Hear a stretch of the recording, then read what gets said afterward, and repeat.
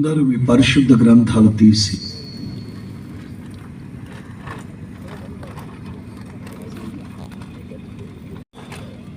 నూట 121వ కీర్తన అందరూ తీశారా? బిగ్గరగా అందరూ కలిసి మాట ఎన్ని సందర్భాల్లో ఉందో కాస్త నాకు చెప్పండి. అందరు క్షుణ్ణంగా చదవండి. ఒకసారి చదివి వెంటనే చటుక్కుమని చెప్పాలి.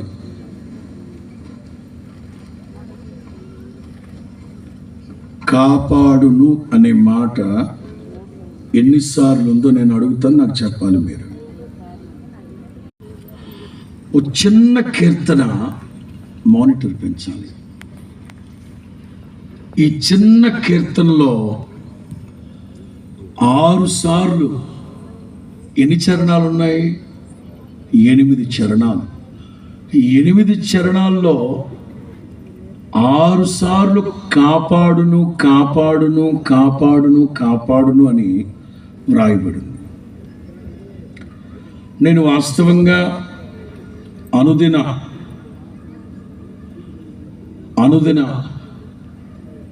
వాక్య ధ్యానం కొరకు చదువుతున్నప్పుడు నాకు ఆశ్చర్యం అనిపించింది. ఈ చిన్న కీర్తనలో 6 సార్లు కాపాడును కాపాడును కాపాడును కాపాడును కాపాడును. ఆలోచించాను. మనం ఆరాధిస్తూ ఉన్న యేసు ప్రభు సుగుణాల సంపన్నుడు. ఆయనలో ఉన్నవన్నీ సుగుణాలే. ఒకవేళ మనం ఆరాధిస్తూ ఉన్న యేసు ప్రభువుకి చేతగానిదంటూ ఏదైనా ఉంటే అబద్ధం ఆడడం మాత్రమే యేసు ప్రభుకి చేతగాని. ఇక అన్నీ సుగుణాలతో నింపబడిన వాడు, సుగుణాల సంపన్నుడు. అది అరా కొరా కాదు, సంపూర్ణుడు. అందులో చాలా విషయాలు చెప్దాం. పాట పాడుతూ ఉంటాం. ఆయనే మన పోషకుడు. తెలీదా? ఇట్లాంటివి తెలీదు. టుక్కని పాటలు ఉంటాయి చూడు, అవి మాత్రం గుర్తుంటాయి. ఆయనే మన పోషకుడు, నమ్మదగిన వాడవని. అంటే ఆయన మనల్ని పోషించే దేవుడు. తల్లి గర్భములో నుంచి ఉద్భవించినది మొదలుకొని తల్లి ఒడిలో కూర్చున్నది మొదలుకొని తల వెంట్రుకలు నెరిసేంత వరకు ఇట్లా ఒక్కొక్కటి చెప్పుకుంటూ వెళితే వేటగాని ఊర్లన్నింటినీ తెంపి తప్పించే దేవుడు, విడిపించే దేవుడు, నడిపించే దేవుడు. ఇట్లా ఆయనలో ఉన్నవన్నీ స్వస్థపరిచే దేవుడు, ఆలోచన అనుగ్రహించే దేవుడు, కుడి చేతిని పట్టి నడిపించే దేవుడు. ఇలా చెప్పుకుంటూ వెళితే అందులో ఒకటి కాపాడే దేవుడు. అందుకే కీర్తనాకారుడైన దావీదు అసలు మనల్ని కాపాడే దేవుడు కునుకడు మాట్లాడదే మందా, కునుకడు నిద్ర. ఇది మొదలుకొని నిరంతరము నీ రాకపోకల యందు నిన్ను చూడు. యెహోవాయే నీ కుడి ప్రక్కనే నీడగా ఉండి నిన్ను కాపాడును కాపాడును కాపాడును. కృపాక్షేమాలు మనకు తోడుగా ఉంచడమే కాదు, కృపా సత్యములతో మనల్ని కాపాడే దేవుడు. నీవు ఆయనను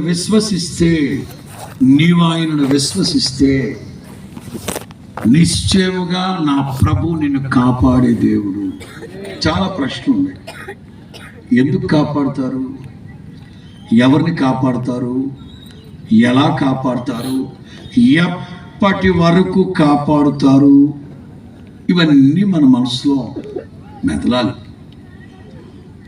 పరిశుద్ధ గ్రంథాన్ని మీరు చదివే కోణం ఒకటి ఉంటుంది, రాత్రింబగళ్ళు ఆత్మీయుల్ని ప్రభావితం చేయాలి గనక, ఆత్మానుసారంగా ప్రభువులో నడిపించాలి గనక, ఆత్మీయ జీవితంలో ఎక్కడ మీరు కుడి ఎడమలకు త్రొట్టిల్లిపోకుండా క్రీస్తు సరళతలో ముందుకు నడిపించాలి కనుక, సేవకులమైన మేము వాక్యాన్ని చదివే కోణం డిఫరెంట్గా ఉంటుంది.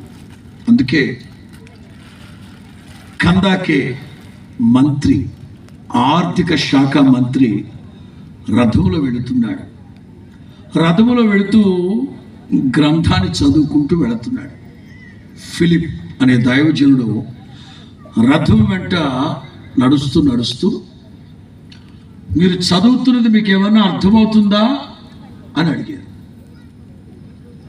ఆ పెద్ద ఆయన అన్నాడు, ఆర్థిక శాఖ మంత్రి అన్నారు, చదువుతున్నాను కానండి, మీలాంటి దైవజనులు దాన్ని వివరించి అందులో ఉన్న లోతేమిటో చెప్పకపోతే మాకు ఎలా అర్థమవుతుందండి?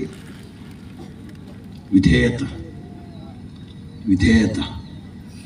అదే అదే ఇవాళ మనకు ఉన్నారు నాయకులు, అందరు ఏలుముద్రగాళ్ళే అంటుంటారు లోకంలో, నాకు కూడా తెలియదు, అంతా థమ్సప్పే.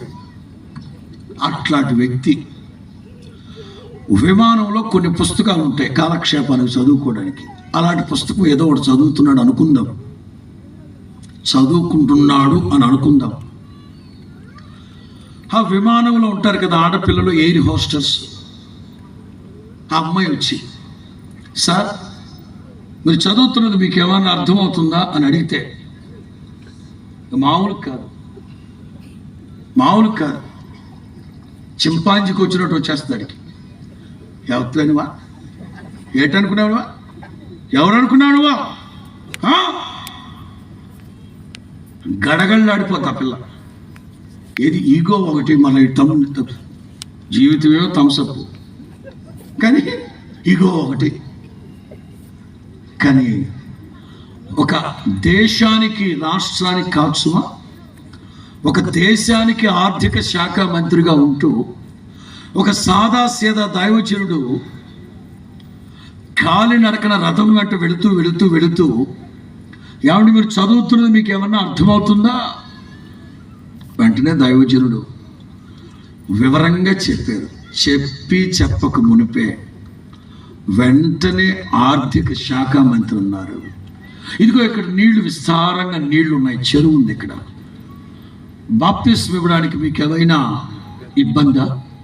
అదే అట్లే చూడండి, ఈ 126వ కీర్తనలో కాపాడుతారు కాపాడుతారు కాపాడుతారు కాపాడుతారు అంటే అసలు దేవునికి ఎందుకు అంత బాధ్యత? అసలు దేవునికి ఎందుకంట, ఒకసారి ఆదాము హవ్వలు వీళ్ళను సృష్టించినందుకే తెగ బాధపడిపోయి, వీళ్ళ బతుకులు జడ అని ఆదాము హవ్వల్ని ఏదేనులో నుంచి వెళ్ళగొట్టేశాడు. మనుషులతో నాకు అనవసరం. ఆ తర్వాత నోవాహు దినాల్లో సరే యెహోవాను వెతికే వాళ్ళు ఎవరైనా ఉన్నారేమో, నీతి నిజాయితీ కలిగి బ్రతికే మనుషులు ఎవరైనా ఉన్నారేమోనని దేవుడు ఆకాశం నుంచి తొంగి చూసి, లేరు, నీతిమంతుడు లేడు, ఒక్కడైనా లేడు. నరుల హృదయం ఎల్లప్పుడూ చెడిపోయింది, నరుల ఆలోచనలు ఎప్పుడు చెడిపోయి ఉంటున్నాయి. అప్పుడు కూడా నోవాహు రోజుల్లో కూడా దేవుడు ఎంతో పశ్చాత్తాపడ్డాడు. ఈ నరులను సృష్టించినందుకు పశ్చాత్తాపడ్డాడు. నోవాహు ఒక్కడే నీతిమంతుడై ఉండడం చూసి ఆ కుటుంబాన్ని కాపాడు. దైవ జనాంగమా, ఎన్నిసార్లు పదే పదే పదే పదే పదే ఇకనైనా ప్రజలు నీతి నిజాయితీగా బ్రతుకుతారేమని పద్దాక తొంగి చూస్తున్నాడు. నేనంటాను, ఏమంటే మీకు ఎందుకండి అంత బాధ? వాళ్ళు సావాలి సత్తారు కదా, ఎందుకు పద్దాక మీరు రావడం? ఎందుకు ఈ మనుషుల మీద అంత కన్సర్న్? ఎందుకు శ్రద్ధ వహించాలి మీరు? చెప్తా. నెహెమ్యా గ్రంథం 9వ అధ్యాయం 6వ వాక్యం. నెహెమ్యా 9:6. వేదిక మీద ఉన్న సేవకులు చదివి సహాయం చేస్తారు.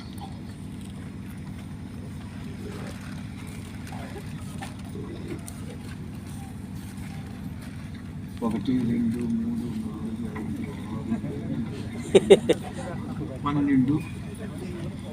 సరిగ్గా అపోస్తుల సంఖ్య ఉంది 12. మీటింగ్ అయిన తర్వాత యోధా ఎవరో వాళ్ళు నేర్చుకుంటారు, మనకు వద్దులే కానీ చదవండి, ఇంకెప్పుడు నేర్చుకుంటారు. నెహెమ్యా గ్రంథం 9వ అధ్యాయం 6వ వాక్యం.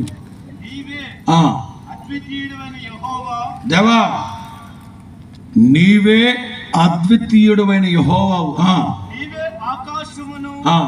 మహా ఆకాశములను వాటి సైన్యమును భూమిని దానిలో ఉండునది అంతటిని సముద్రములను వాటిలో ఉండునది అంతటిని సృజించి వాటన్నిటిని కాపాడువాడవు. అదే పాపం సృజించాడు, చూసావు? అదే ఆయన చేసిన పాపం. సృష్టించారు గనక కాపాడక తప్పట్లేదు. సృష్టించారు గనక కాపాడక తప్పట్లేదు. దేవా, ఎందుకండి ఆయన వదిలిపెట్టేయండి, అనవసరమే కా. అయ్యయ్యో, గమని అంత మాట వేడి వేస్తే నీకు బాధ్యత లేకపోవచ్చు, నాకు తప్పదు. ఎందుకండి తప్పదు? ఇదిగో ఈ చేతితో సృష్టించాను నేను. స్తోత్రం చెప్పు గట్టిగా. నేను రాజమండ్రి వెళ్ళిన ప్రారంభ దినాల్లో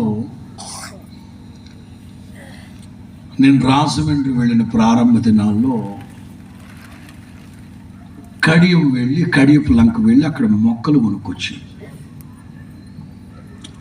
కొనుక్కొచ్చి మందిరం ముందు ఇటు కొన్ని మొక్కలు, అటు కొన్ని మొక్కలు వేశాను. విచిత్రం ఏంటంటే, మా ప్రార్థనకు వచ్చే ఒక అమ్మాయి, ఇప్పుడు ఆ పిల్లకి పెళ్ళి అయిపోయిందిలేండి, నేనే పెళ్లి చేసి. ఆ పిల్ల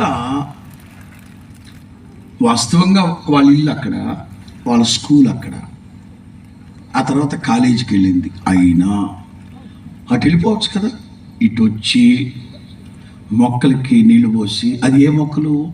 ఈ మూడిటికే, అన్నిటికి పోయిదు, ఈ మూడిటికి పోసి వెళ్ళిపోద్ది. మరలా సాయంకాలం వచ్చేటప్పుడు మరలా 3 మొక్కలకి నీళ్లు పోసి, ఎండిపోయిన ఆకులు ఉంటే తీసేస్తుంది, ఎరువేస్తుంది, రోజా పూలు వేస్తుంది, కాఫీ పొడి వేస్తుంది, చేపలు కడిగి నీళ్లు పోస్తుంది, కొత్తిమీర వేస్తుంది, ఉల్లిపాయ తొక్కలు వేస్తుంది, గుడ్డు టెంకెలు వేస్తుంది. ఆ మూడిటికే. అందరికీ ఆశ్చర్యమే, మా సిస్టర్లకి ఆశ్చర్యమే, మందిరంలో చూసే వాళ్ళకి ఆశ్చర్యమే. ఆ పిల్ల అటు వెళ్ళిపోవచ్చు కదా, ఇలా వచ్చి పాప అలా వెళుతుంది, ఇలా వచ్చి సాయంత్రం ఇలా వెళుతుంది. 3 మొక్కలు ఆ పిల్లకి ఎంత ఇష్టమో అంటే, నేనన్నా అంత ఇష్టం ఉన్న పిల్ల ఈ 4 మొక్కలు ఏం పాపం చేసాయి? వీటికి కూడా పొయ్యాలి కదా. అవునండి అయ్యగారు, ఈ ఆలోచన మాకు ఎప్పుడు రాలేదండి బాబా, ఈసారి అడగండి ఆ పిల్ల అన్న. ఒకరోజు అడిగారు, మాయ్ ఎటు ఆ 3 మొక్కలకే నీళ్లు పోస్తావు, ఆ 3 మొక్కలకే ఉల్లిపాయ తొక్కలేస్తావు, ఆ 3 మొక్కలకే కాఫీ పొడి వేస్తావు, నయం రాగ్గంజి జొన సంగటి పెట్టలాటికి ఎందుకమ్మా అంటే, పాస్టర్ గారు ఆ 3 మొక్కలు నా చేతితో పాతి పెట్టమన్నాడు.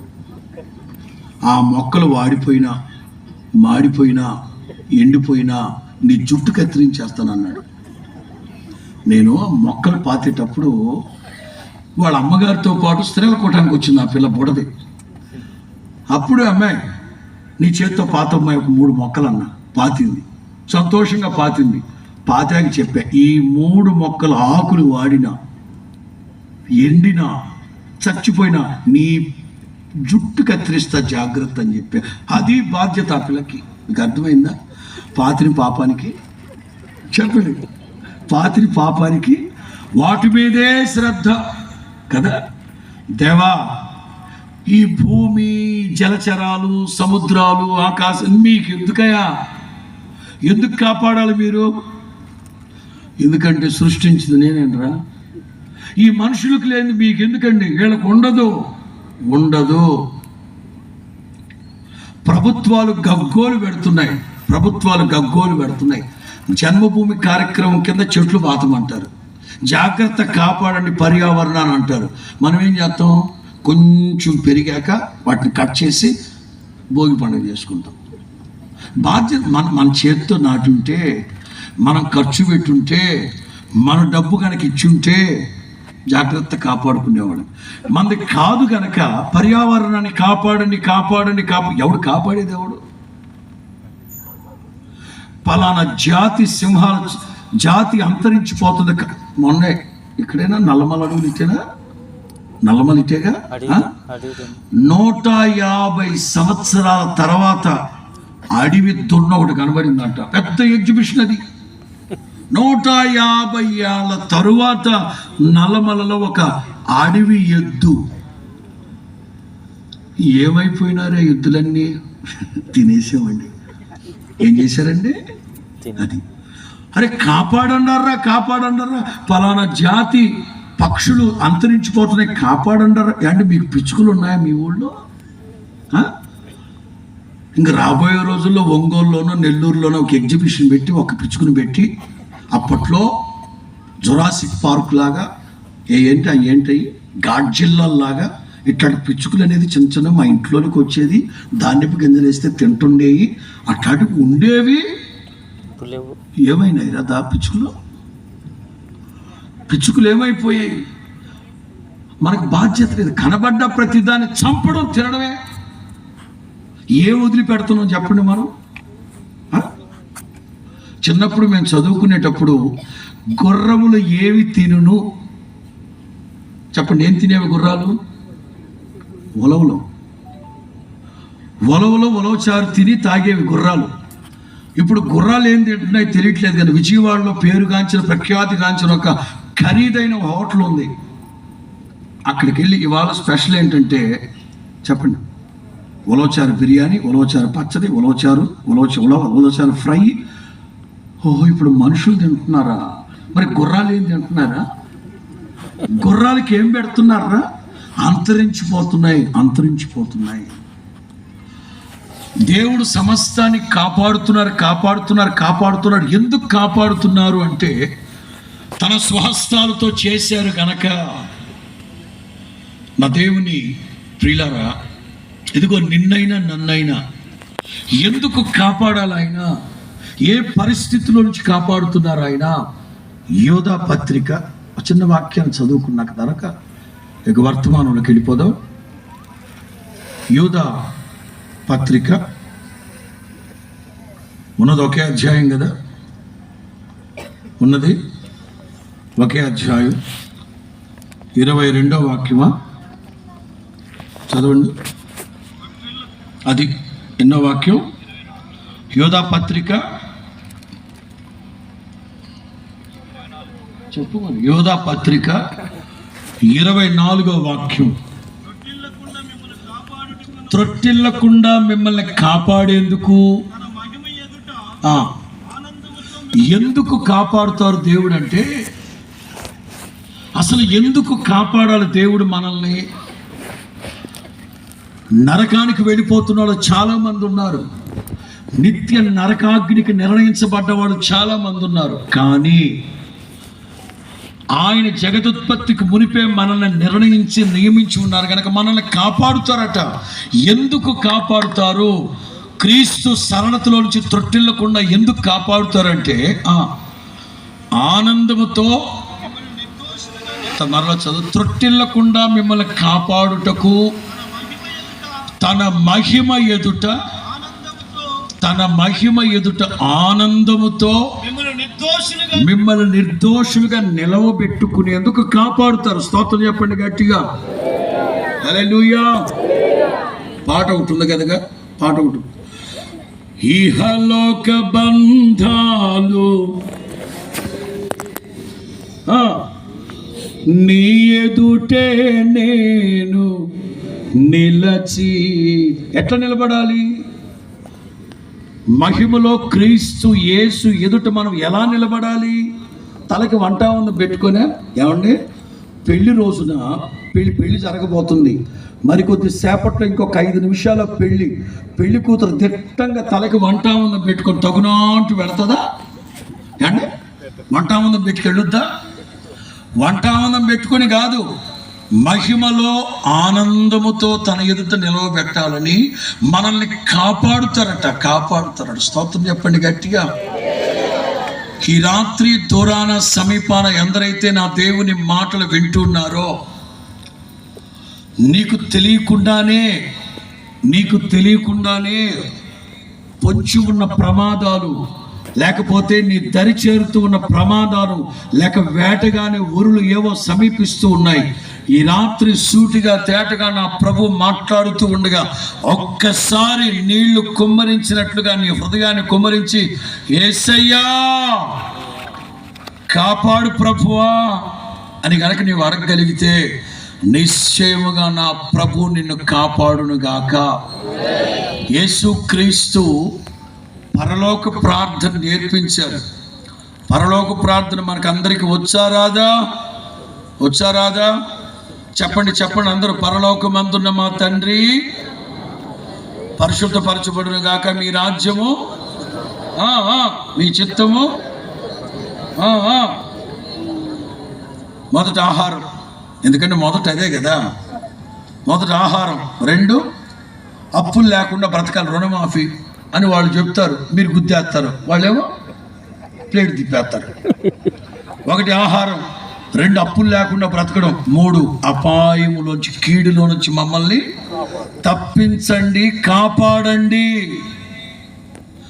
దైవ కాపుదల అనేది చాలా చాలా చాలా ప్రాముఖ్యం. 126వ కీర్తన 1వ కీర్తనలో అన్నిసార్లు కాపాడును.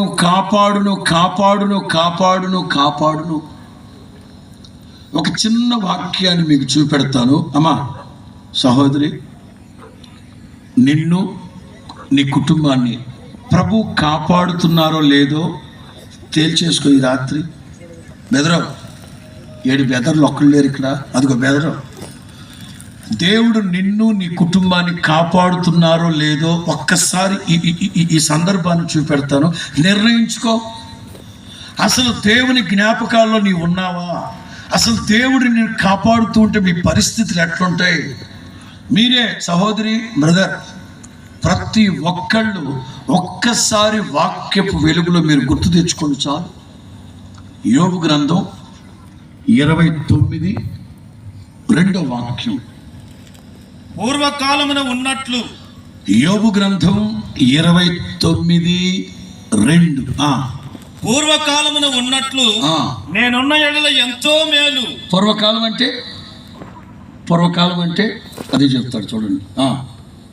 దేవుడు నన్ను కాపాడుచుండిన దినముల్లో అది పూర్వకాలం అంటే ఔరంగజేబు, అక్బరు, బాబరు, వాడెవడు మెంటలోడు, ఎవడు రాడు తుగ్లక్ అక్కడ నీకు బంధువాడు కరెక్ట్ చెప్పింది. తుగ్లక్ అంట, పిచ్చి తుగ్లక్. పూర్వకాలం అంటే అది కాదు. పూర్వకాలం అంటే అప్పుడెప్పుడో కాదు, ఎంత స్పష్టంగా చెప్తున్నాడు. మరలా చదువు 2వ వాక్యం. పూర్వకాలమున ఉన్నట్లు నేనున్న ఎడల ఎంతో మేలు అంటే ఇప్పుడు లేడనేగా. పూర్వకాలమున ఉన్నట్లుగా నేనుంటే ఎంత బాగుండే తప్ప, దేవుడు నన్ను కాపాడుచు ఉన్న దినాల్లో ఉన్నట్లుగా ఉంటే, అర్థమైందమ్మా? యోబు అంటారు, దేవుడు నన్ను కాపాడుచు ఉన్న దినాల్లో ఉన్నట్లుగా ఉంటే ఎంత బాగుండేదో. ప్రస్తుతం ఏదో జరుగుతుంది నా జీవితంలో, మరి దేవుడు ఎందుకు అనుమతించాడో తెలియదు, చూద్దాం ఇది ఎంతవరకు వెళతారో తెలియదు. కానీ ఒకటి మాత్రం వాస్తవం, దేవుడు నన్ను కాపాడుచు ఉన్న దినాల్లో ఎట్లుండేవాడినో తెలుసా? 1 by 1 1 by 1. వద్దామా? దేవుడు నన్ను కాపాడుచు ఉన్న దినాల్లో నేను ఎలా ఉండేవాడినంటే, ఇదిగో నా తల మీద 3వ వాక్యం, అప్పుడు ఆయన దీపము నా తలకు పైగా ప్రకాశించెను. నేను ప్రతిసారి మిమ్మల్ని ప్రశ్న వేస్తాను, మీరు చటుక్కుమని సమాధానం చెప్పాలి. అర్థమైందా? 3వ వాక్యం చదువు. అప్పుడు ఎప్పుడు?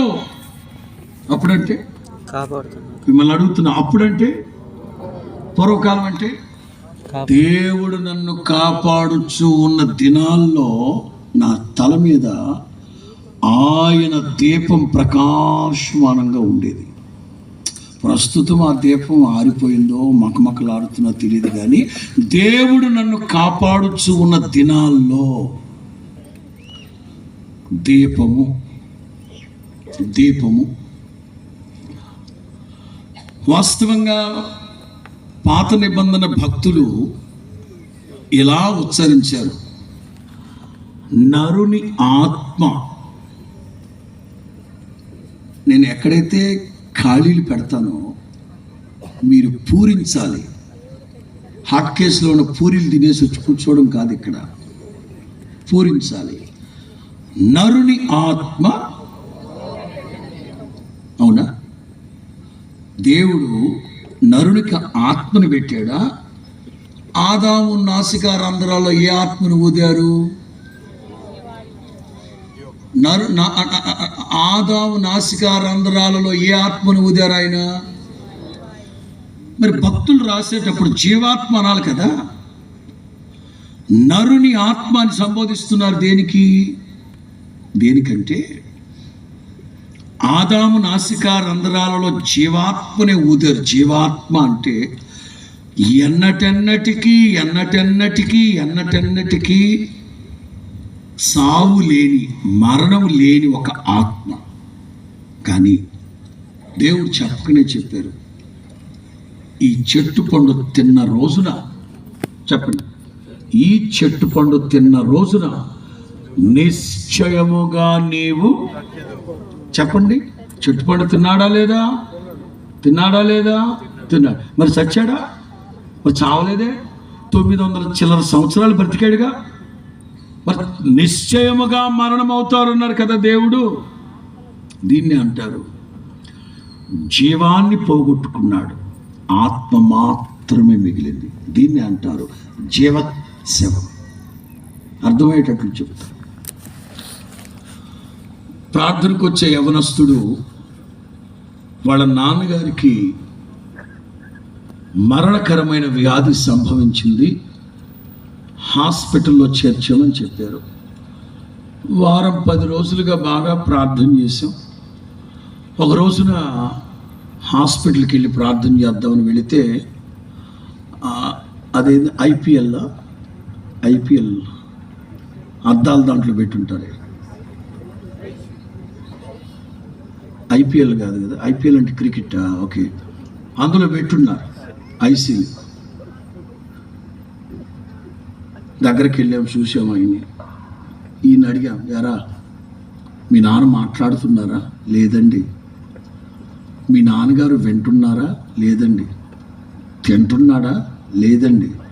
ఏమైనా చెప్తున్నాడా? లేదండి. కదులుతున్నాడా? లేదండి. పోయాడా ఏంట్రా? లేదండి, బతికే ఉన్నాడండి. అదేంట్రా? తినట్లేదు, మాట్లాడట్లేదు, స్పందించట్లేదు, కదలట్లేదు, కళ్ళు తెరవట్లేదు. మరి ఆడే బతికే. దీన్ని అంటారు బతికున్నాడన్న పేరు మాత్రమే కానీ చచ్చినోడు. ఎప్పుడైతే ఆదాము దేవుని ఆజ్ఞని అతిక్రమించి పాపం చేశాడో జీవాన్ని పోగొట్టుకున్నాడు, ఆత్మ మాత్రమే మిగిలింది. అందుకే భక్తులు అంటారు, మన్నైనది వెనకటి వలె మన్నైపోతుంది కానీ ఆత్మ, అసలు దేవుడిచ్చింది ఆత్మ కాదు, జీవాత్మ. సరే, భక్తులు పోల్చింది ఏంటంటే నరుని ఆత్మ. దీపం ఎక్కడుంటే ఆత్మ అనుకుందాం. కీర్తనకారులు నీ వాక్యం నా పాదములకు, ఒకవేళ దీపం పాదాల దగ్గర ఉంటే వాక్యం అనుకుందాం. ఇక్కడెక్కడన్నా హృదయం దగ్గర దీపం ఉంటే ఆత్మ అనుకుందాం. ఇప్పుడు యోబుకి ఎక్కడుంది దీపం అంటే ఏమిటది? సామెతలు 6లో ఉంటుంది. ఆజ్ఞ అనే దీపం,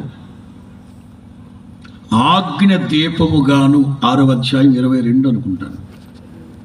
సామెతలు 6:22, 23. ఆజ్ఞ దీపముగాను. యోబు తల మీద ఉన్నది దేవుడు నన్ను కాపాడుచు ఉన్న దినాల్లో ఆజ్ఞ అనే దీపం ప్రకాశమానంగా ఉండేది నా తల మీద. అంటే దేవుని ఆజ్ఞలు శిరస వహించి పాటించేవాడిని. దైవ జనాంగమా, చాలామంది చెప్తున్నారు దేవుని ఆజ్ఞలు చాలా భారమైనవండి. యేసు ప్రభు అంటారు, మీ కాడిని ఎత్తుకొచ్చి నా దగ్గర నేర్చుకోండి, నా కాడి చాలా సులువైంది. మీరు ఆజ్ఞలు భారం అని చెప్తున్నారు. ఎవరు చెప్పింది భారమని? ఇవాళ దేవుని బిడలో దేవుని ఆజ్ఞలు పాటించాలి అంటే తొందరపడి ఎందుకు భక్తిలోకి దిగట్లేదో తెలుసా? ఏమండి, భక్తిలోకి దిగితే ముక్కు మూసుకోవాలంటగా ఎవడరా చెప్పింది? సత్తావరా బాబా అంటే భక్తిలోకి దిగాక ఇంకేదో ఎవడు చెప్పింది ఎవడు మీకు? మరి వాళ్ళ ప్రపంచంలో 800 కోట్ల పై జనాభా ఉంటే 500 కోట్ల మందికి పైగా క్రైస్తవ్యాన్ని స్వీకరించి క్రైస్తవ్యంలో నడుస్తున్నారంటే కారణం క్రీస్తు నేర్పించిన సత్య మార్గం. ఎవరు చెప్పింది ఆజ్ఞలు భారమైనవని? దేవుడు నన్ను కాపాడుచున్న దినాల్లో దేవుని ఆజ్ఞ అనే దీపం ప్రకాశమానంగా ఉంది. యోబు గ్రంథం 29 అట్లా చదువు, నేను చెప్తాను వినండి. 2వ మాట, దేవుడు నన్ను కాపాడుచు ఉన్న దినాల్లో మా ఇంటి మీద దేవుని రహస్యం ఉండేది. దేవుని రహస్యం అనడం కంటే కూడా దేవుని ఆలోచనే మా ఇంట్లో నెరవేర్చబడేది. దేవుడు నన్ను కాపాడుతూ ఉన్న దినాల్లో మా ఇంట్లో దేవుని చిత్తమే జరిగేది.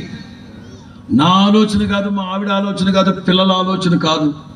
దైవ ఆలోచన లేకుండా, ప్రార్థన లేకుండా, ప్రభు ఆత్మ నడిపింపు లేకుండా ఏ పని చేసేవాళ్ళం కాదు. ఎందుకంటే ఆయన మమ్మల్ని కాపాడుతూ ఉన్నాడు కనుక ఆయన ఆలోచన ప్రకారమే మేము వెళ్ళేవాళ్ళమే. కాస్త కిందకు వస్తే దేవుడు నన్ను కాపాడుచు ఉన్న దినాల్లో నా పిల్లలు నా భోజనపు బల్ల చుట్టూ ఒలీవ మొక్కల వలె ఉండేవాడు. అమ్మా ఒకసారి ఆలోచించు, బ్రదర్ ఆలోచించు. ఎక్కడున్నారు మీ పిల్లలు? ఎలా ఉన్నారు మీ పిల్లలు ఇప్పుడు? దేవుని వాక్యం అంటుంది, యెహోవా యందు భయభక్తులు గలవాడు ఆయన త్రోవల యందు నడుచువారు ధన్యుడు, ఎలాగూ దీవించబడతారని. ఏమిటా దీవెన? మీ పిల్లలు మీ భోజనపు బల్ల చుట్టూ. యోబు అంటారు, దేవుడు నన్ను కాపాడుచు ఉన్న దినాల్లో నా పిల్లలు నా బల్ల చుట్టూ ఉండేవాడు. ఇప్పుడు ఎలా ఉన్నారు? బల్ల చుట్టూ ఒలీవ మొక్కలై ఉన్నారా, లేకపోతే ఇంకెక్కడో జిల్లేడు రేగి కంపల్లాగా తిరుగుతున్నారా? దేవుడు నేను కాపాడుతూ ఉంటే ఇదే నిదర్శనం. మీ పిల్లలు మీ బల్ల చుట్టూ ఉంటారు. దాని అర్థం ఏంటంటే మీ కంట్రోల్లో ఉంటారు. కంట్రోల్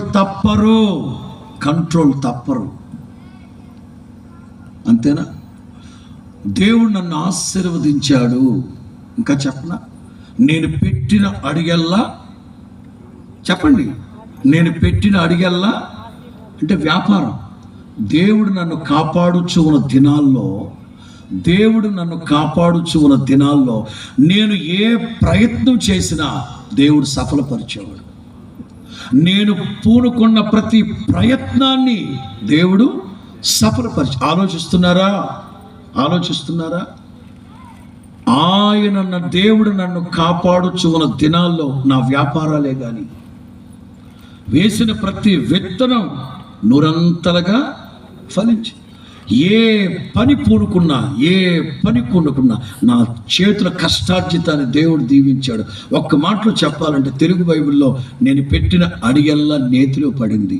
పాత తర్జుమాలో ఉదయం సాయంకాలం నెయ్యితో కాళ్ళు చేతులు కడుక్కుంటున్నాడంట.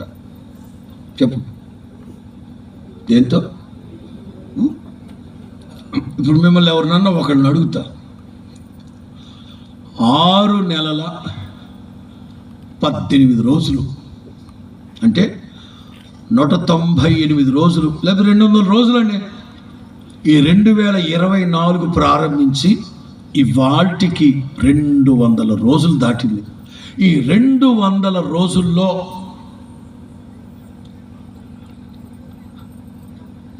2-3 పూట్ల 4-5 సార్లు నెయ్యితో నేను భోజనం చేశాను పాస్టర్ గారు అనేవాళ్ళు కాస్త లేచి నిలబడండి,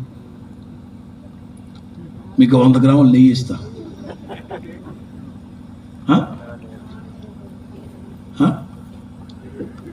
200 రోజులు దాటిపోయింది.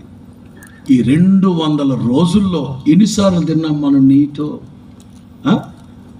ఆ నెయ్యిలో మళ్ళీ డాల్డా మిక్సింగ్, ఆ డాల్డాలో పామాయిల్ మిక్సింగ్, ఆ పామాయిల్లో ఫెనాయిల్ మిక్సింగ్, ఆ ఫెనాయిల్లో గేదె ప్యాడ్ మిక్సింగ్.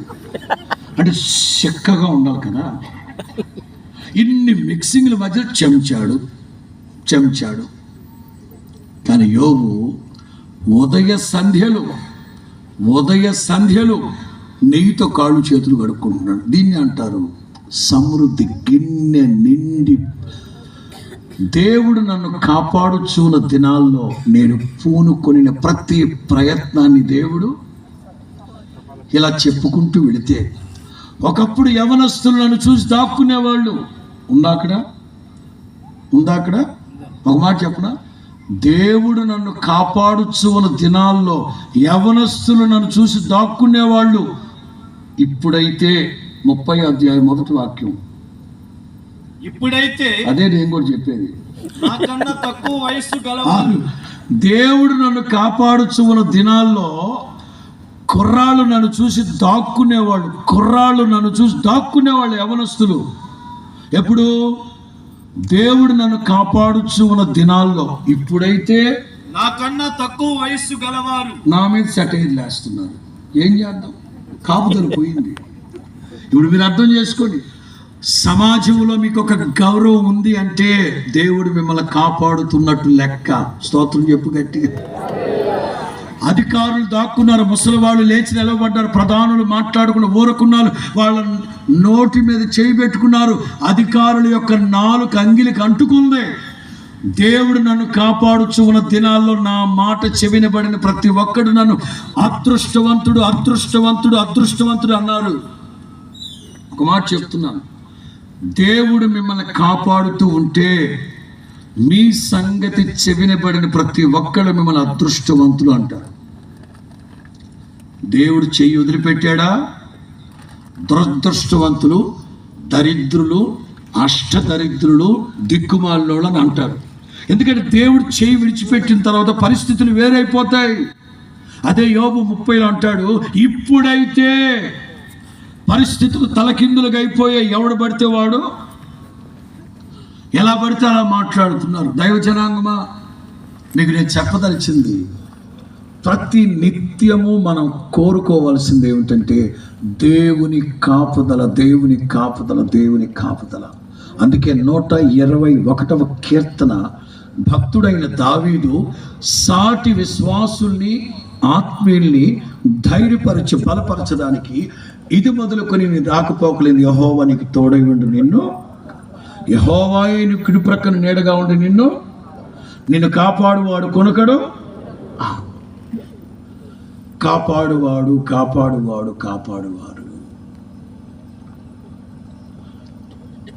ఎలా కాపాడాలి? ఒక్క 2 వాక్యాలు మీకు చూపెడతాను. ద్వితీయోపదేశకాండం 32,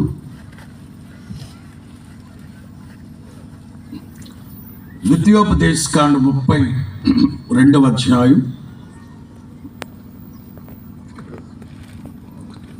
11వ వాక్యమా 10వ వాక్యమా? 10. ద్వితీయోపదేశకాండం 32:10. అరణ్య ప్రదేశములోను భీకర ధ్వని గల పాడైన ఎడారిలోను వాని కనుగొని. ఎవరాడు? యాకోబు. వానిని కనుగొని ఆవరించి పరామర్శించి తన కనుపాపన వలె వాని కాపాడెను. కనుపాపను వలె కాపాడెను. లేకపోతే యాకోబు అనే వ్యక్తిని కనుపాప వలె నేను కాపాడాను. స్తోత్రం చెప్పు గట్టిగా. కనుపాపను వలె నేను తనని కాపాడా. ఇది దేవుడు చెప్తున్న స్టేట్మెంట్. కీర్తన గ్రంథం 17వ కీర్తన 9వ వాక్యం.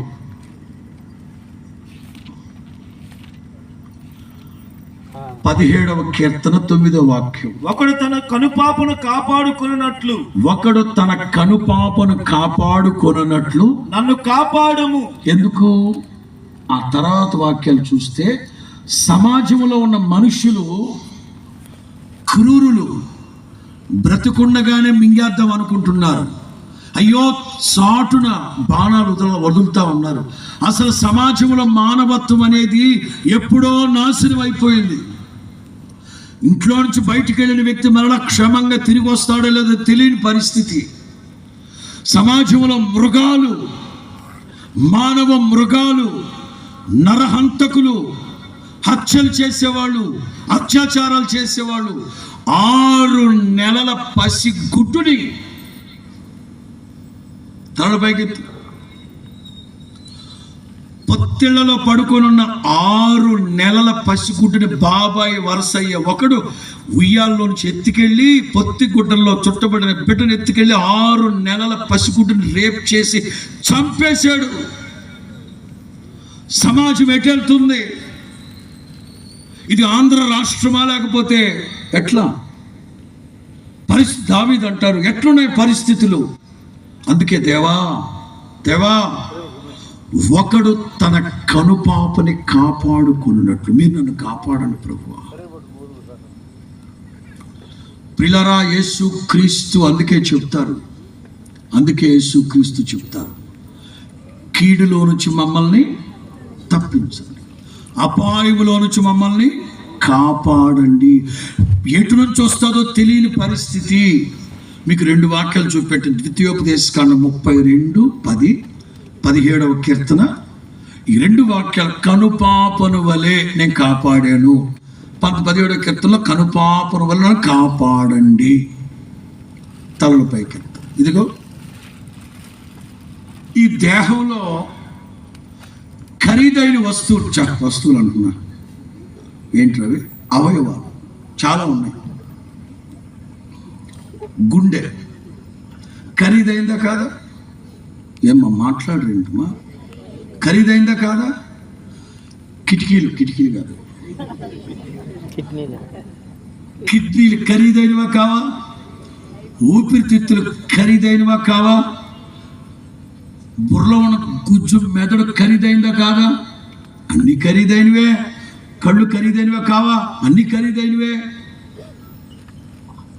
మరి దావీదు ఒకడు తన కనుపాపను కాపాడుకున్నట్టు నన్ను కాపాడండి అయ్యా. ఎందుకంటే ఈ దేహంలో ఇదిగో ప్రత్యక్షంగా కానీ వెనక నుంచి పరోక్షంగా కానీ ఈ దేహానికి ఏదైనా ప్రమాదం సంభవిస్తే మొట్టమొదటగా స్పందించేది కనుపాప. చెప్పనా? వెళుతూ ఏదో ఒక రాయి కాళ్ళకి తగిలింది అనుకోండి, తగలూపే చూస్తావా కళ్ళు మూసేస్తాం. ఉదాహరణ చెప్తా. ఓ చోట నేను ఇలా నిలబడుకొని ఉన్నాను. ఎక్కడ ఒక చోట వెనక నుంచి ఎవరు థామస్ అనుకున్నారు. ఇది థామస్. వెనక నుంచి థామస్ చూసి గుర్తుపట్టాడు. వెనక నుంచే గుర్తుపట్టేశాడు. అయ్యగారు మీరు అంత 10,000 మందిలో కూడా గుర్తట్టగలిగినంత అంటారా? ఏం లేదు, బట్ట పొట్ట. వెనక నుంచి చూసి ఈ బట్ట ఈ రాజశేఖర రెడ్డి గారి లాల్చి ఇవన్నీ వెనక నుంచి చూసి అరే వెస్లర్ ఉన్నట్టున్నారే అని నాకు తెలియకుండా వెనక నుంచి, అంటే అంత అంత చనువు లేదనుకోండి, ఉదాహరణ మీకు అర్థం అవడానికి చెప్తా. మౌనంగా వచ్చి వెస్లర్ అన్నాడు అనుకోండి, వెనక నుంచి అన్నాడు అనుకోండి, నాకు తెలియకుండా వెంటనే నేను అబ్బా తమ్ముడా అన్ను, మొట్టమొదటి కళ్ళు అంట. అంటే తెలియకుండా ప్రమాదం జరిగినా, తెలిసి ప్రమాదం జరిగినా మొట్టమొదటి స్పందించేది కనుపాప. నేను చెప్పదలిచింది ఏంటంటే, మిమ్మును ముట్టినవాడు నా కంటి పాపను. అర్థమవుతుంది మీకు? నీవు దేవుని బిడ్డవి, యేసు రక్తం చేత కడగబడిన బిడ్డవి. దేవుడు తన స్వరక్తం ఇచ్చి సంపాదించారు సంఘాన్ని.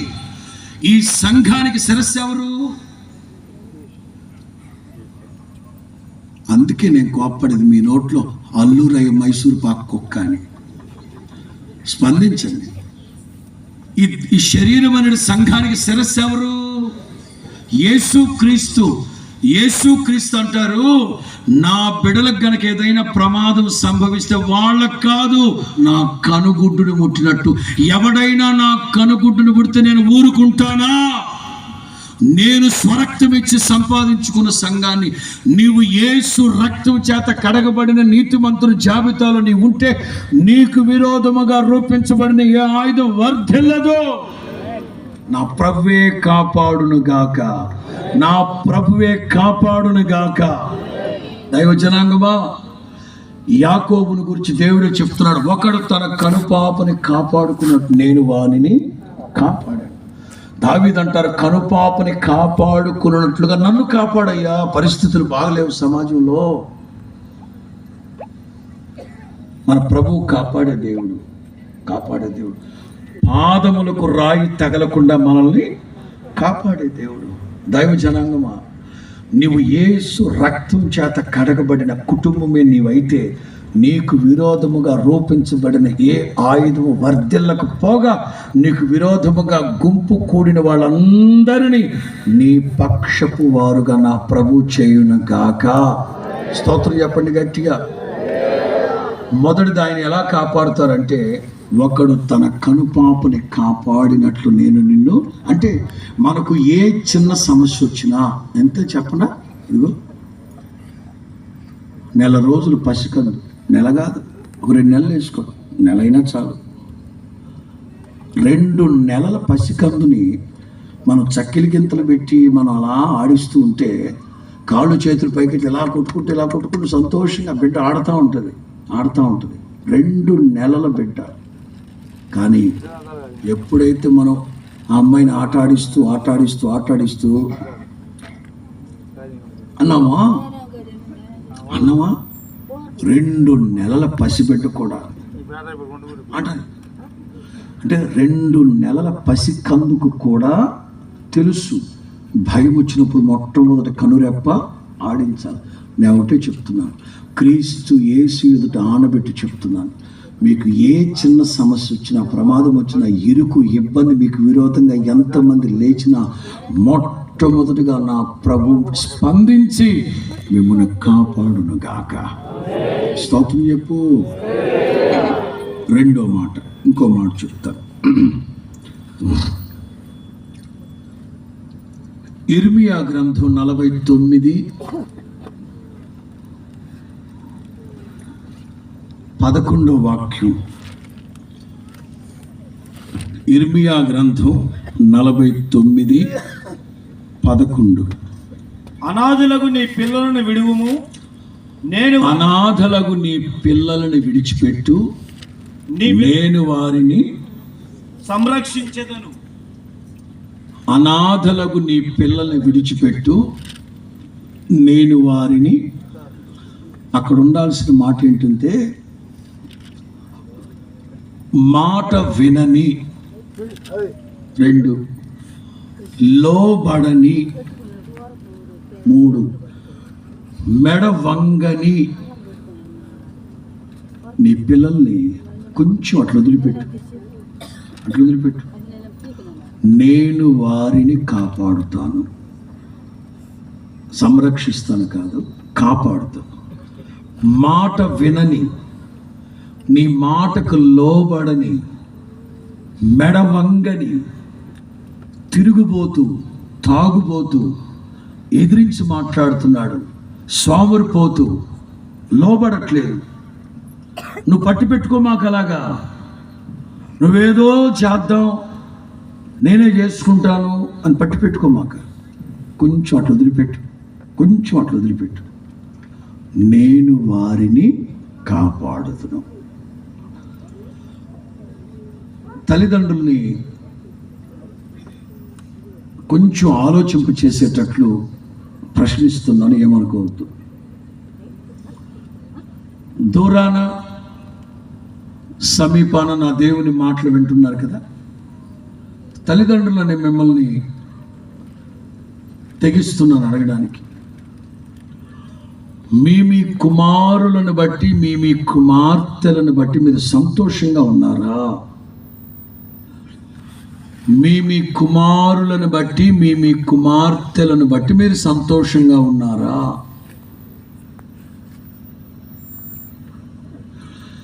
ఎక్కడో అమెరికాకు వెళ్ళారు, అక్కడ చెడిపోయారు, అక్కడ చెడు స్నేహాలు ఎక్కువైనాయి. ఏదో విదేశాలకు వెళ్ళారు, అక్కడ తల్లిదండ్రుల ఆలన పాలన సంరక్షణ లేక పాడైపోయారు. దుష్ట సాంగత్యాలు పిల్లల్ని చెరిపేసి చెడగొట్టి, అదేదో ఇది నాగరికత కలిగిన ప్రాంతానికి వెళ్ళిపోయారు, ఇంకా టెక్నాలజీ ఉన్న ప్రాంతానికి వెళ్ళారు కనుక పిల్లలు చెడిపోయారు, పాడైపోయారు. అవునా? కాదే. మరి మనం జరిగిన మచ్చుమర్రి దగ్గర జరిగింది ఏంటి? మచ్చుమర్రి అనే దగ్గర జరిగింది ఏంటి? 5వ తరగతి చదువుతున్న 9 ఏళ్ల పిల్లని తీసుకెళ్ళి నాశనం చేసి చంపేసింది ఎవరు? వాళ్ళు ఏమైనా అమెరికాలో నేర్చుకున్నారా? ప్రైవేట్ క్లాసులో నేర్చుకున్నారా? లేదే. చెడిపోవడానికి అరచేతిలోనే ఉంది వైకుంఠం. ఇవాళ చెడిపోవడానికి చేతిలోనే ఉంది వైకుంఠం. పైగా వాళ్ళు చెప్పింది, పలానా సినిమా చూస్తూ అట్లాగే చేసాము, మేము ఇట్లా ప్రవర్తించాము. చెరిపేస్తుంది ఎవరు? సినిమాలు కాదా? పిల్లలు చెడిపోవడానికి సినిమాలు కారణం కాదా?